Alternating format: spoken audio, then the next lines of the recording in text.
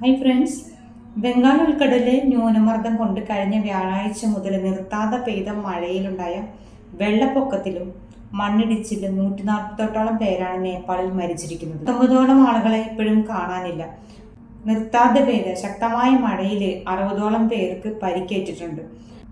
ഒരുപാട് നാശനഷ്ടങ്ങളാണ് സംഭവിച്ചുകൊണ്ടിരിക്കുന്നത്. അടിസ്ഥാന സൗകര്യങ്ങൾ പോലും ഒന്നുമില്ലാത്ത അവസ്ഥയായി. ജീവഹാനിക്ക് പുറമെ അടിസ്ഥാന സൗകര്യങ്ങളുടെ നാശവും അവിടെ വ്യാപകമാണ്. അതുപോലെ 322 വീടുകൾ തകർന്നു, 16 പാലങ്ങൾ തകർന്നു. അതുപോലെ മണ്ണിടിച്ചിലുണ്ടായതിനെ തുടർന്ന് 4 ബസ്സുകൾ മണ്ണിനടിയിൽ പെട്ടിട്ട് അതിൻ്റെ അകത്തു നിന്ന് 35ഓളം ആൾക്കാരുടെ മൃതദേഹങ്ങളാണ് പുറത്തെടുത്തത്. പിന്നെ റോഡുകൾ തകർന്നു. അങ്ങനെ യാത്രാമാർഗങ്ങളെല്ലാം തകരാറിലായിരിക്കുകയാണ്. ശക്തമായ മഴയും പ്രളയവും അവിടുത്തെ ജനങ്ങളുടെ ജീവിതം വളരെ ദുരിതപൂർണമാക്കിയിരിക്കുകയാണ്. നമുക്കറിയാം, 2018 പ്രളയം അനുഭവിച്ച ആൾക്കാർക്ക് അതിൻ്റെ ഒരു വ്യാപ്തി എത്രത്തോളം ഉണ്ടെന്ന് മനസ്സിലാവും. അതുകൊണ്ട് തന്നെ അവിടെയുള്ള ആൾക്കാർക്ക് വേണ്ടി മനസ്സൊരുക്കി പ്രാർത്ഥിക്കുന്നു. കാര്യം അവിടുത്തെ കാലാവസ്ഥ നിരീക്ഷകർ പറഞ്ഞിരുന്നത് ജൂൺ തൊട്ട് തുടങ്ങുന്ന ഈ ഒരു മഴ ഒക്ടോബർ വരെ നീളുമെന്നാണ്. അപ്പോൾ അതുകൊണ്ട് തന്നെ കൂടുതൽ നാശനഷ്ടങ്ങളും കൂടുതൽ മരണങ്ങളും ഒന്നും ഉണ്ടാവാതിരിക്കട്ടെ. അവിടെ രക്ഷാപ്രവർത്തനങ്ങളെല്ലാം നടത്തുന്നുണ്ടെന്നിരുന്നാലും പ്രധാന റോഡുകളെല്ലാം തകർന്നത് കൊണ്ടും അതുപോലെ തന്നെ ഹെലികോപ്റ്റർ ഇറങ്ങാനുള്ള ബുദ്ധിമുട്ടുകൾ, അങ്ങനെ പല പ്രശ്നങ്ങളും അവർ നേരിടുന്നുണ്ട്. അപ്പം അതെല്ലാം അവർക്ക് തരണം ചെയ്യാൻ പറ്റട്ടെ.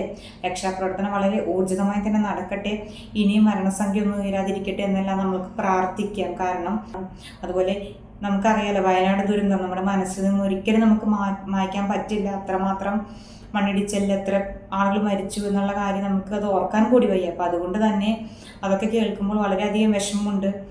ആർക്കും ഒന്നും സംഭവിക്കാതിരിക്കട്ടെ എന്ന് പ്രാർത്ഥിക്കാം. അതുപോലെ തന്നെ നമ്മളുടെ നാട്ടിൽ ഇപ്പോൾ ഒരു നമ്മളെല്ലാവരും ഭയന്നുകൊണ്ടിരിക്കുന്ന ഈ ഒരു മുല്ലപ്പെരിയാർ വിഷയം, അതിനൊരു തീരുമാനം ഉണ്ടാവട്ടെ. 30-ാം തീയതി പാട്ടക്കരാർ സാധുത സുപ്രീം കോടതി പുനഃപരിശോധിക്കുമെന്ന് പറഞ്ഞിട്ടുണ്ട്. അപ്പോൾ അതിൻ്റെ ഒരു നല്ലൊരു വിധി, നമുക്ക് അനുകൂലമായ, കേരളത്തിന് അനുകൂലമായ ഒരു വിധി വരട്ടെ എന്ന് മനസ്സൊരുക്കി പ്രാർത്ഥിക്കുന്നു.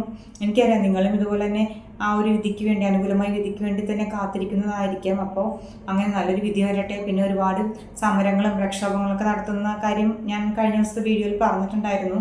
അപ്പോൾ അതിനൊക്കെ പങ്കെടുക്കാൻ പറ്റുന്നവർ മാക്സിമം പങ്കെടുക്കുക. അതുപോലെ തന്നെ നമുക്കറിയാലോ, പുതിയൊരു ഡാം എന്ന് പറയുന്നത് ഒരിക്കലും അതൊരു പ്രായോഗികമായിട്ടുള്ളൊരു കാര്യമല്ല. പെട്ടെന്നുള്ളൊരു ന്യൂനമർദ്ദം, മഴയൊക്കെ കൂടിയിട്ടുണ്ടെങ്കിൽ പെട്ടെന്നായിരിക്കും ജലനിരപ്പ് ഉയരുന്നത്. അപ്പോൾ അതുകൊണ്ട് തന്നെ ഇത്രയും കാലപ്പഴക്കം, 130ഓളം വർഷം കാലപ്പഴക്കമുള്ള ഒരു ഡാം എന്ന് പറയുന്നത് എന്നും നമ്മളുടെ മനസ്സിൽ ഒരു ഭയം തന്നെയാണ്. കാരണം അതിൻ്റെ ഒരു ഡാമിൻ്റെ കാലാവധി 50 വർഷം എന്നിരിക്കെ അതും കഴിഞ്ഞു, അതിൻ്റെ ഡബിളും കഴിഞ്ഞു. സ്ട്രെങ്തനിങ് വർക്ക് ചെയ്തു. സ്ട്രെങ്തനിങ് വർക്ക് ചെയ്താൽ ഒരിക്കലും ഒരു പുതിയ ഡാം വെക്കുന്ന അത്ര മാത്രം ഒരു ഉറപ്പ് കിട്ടില്ല. എന്നിട്ട് പോലും ആ സ്ട്രെങ്തനിങ് വർക്കിൻ്റെ കാലാവധിയും കഴിഞ്ഞിരിക്കുന്നു. അപ്പോൾ അതുകൊണ്ട് തന്നെ ഇത്രയും കാലപ്പഴക്കം ചേർന്ന ഒരു ഡാം, സുർക്കി മിശ്രിതമെല്ലാം അവിടെ നിന്ന് പോയിരിക്കുന്നു, വിള്ളലുകളുണ്ട്, അങ്ങനെ പല ലീക്കിംഗ് ഉണ്ടെന്ന് പറയുന്നത്, അങ്ങനെ ഒരുപാട് കാര്യങ്ങൾ പറയുമ്പോൾ കാഴ്ചയിൽ വലിയ കുഴപ്പമൊന്നുമില്ല എന്നുള്ളൊരു റിപ്പോർട്ട് 2 ആഴ്ചയ്ക്ക് മുന്നേ വന്നിരുന്നു.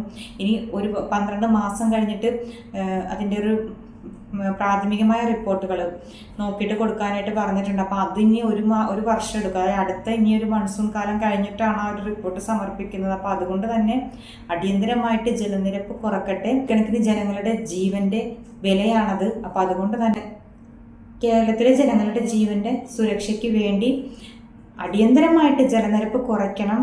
അതുപോലെ തന്നെ നമ്മൾക്ക് അനുകൂലമായൊരു വിധി, നമ്മൾ ഈ പറഞ്ഞതുപോലെ ഇത്രയും വർഷത്തേക്കൊരു പാട്ടക്കരാർ കൊടുക്കുക, ഇതൊക്കെ നമുക്കറിയാലോ, ഇതൊന്നും ഒരു സ്ഥലത്ത് നടക്കുന്ന കാര്യമല്ല. കാരണം സ്വാതന്ത്ര്യ സമരത്തിന് മുമ്പുള്ള ഈ ഒരു കാര്യം ഇപ്പോഴും ഇത് നിലനിൽക്കുന്നു എന്നൊക്കെ പറയുമ്പോൾ വളരെയധികം വിഷമമുണ്ട്.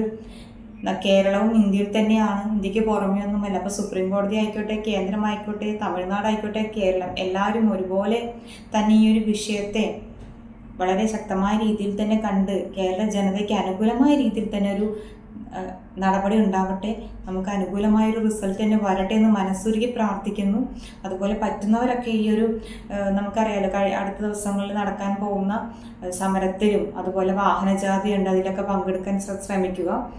അത് മാത്രമല്ല പിന്നെ പറയാനുള്ളത്, ഇപ്പോൾ പൊട്ടില്ല എന്ന് പറയുന്നവരോട് വീണ്ടും ഞാൻ പറയുകയാണ്, ഇത്രയും എല്ലാ മനുഷ്യനിർമ്മിതമായ എല്ലാത്തിനും ഒരു കാലപ്പഴക്കം ഉണ്ട്. അത് നമുക്ക് എല്ലാവർക്കും അറിയാം. ഒരു എക്സ്പയറി ഡേറ്റ് എല്ലാത്തിനും തന്നെ ഉള്ളതാണ്.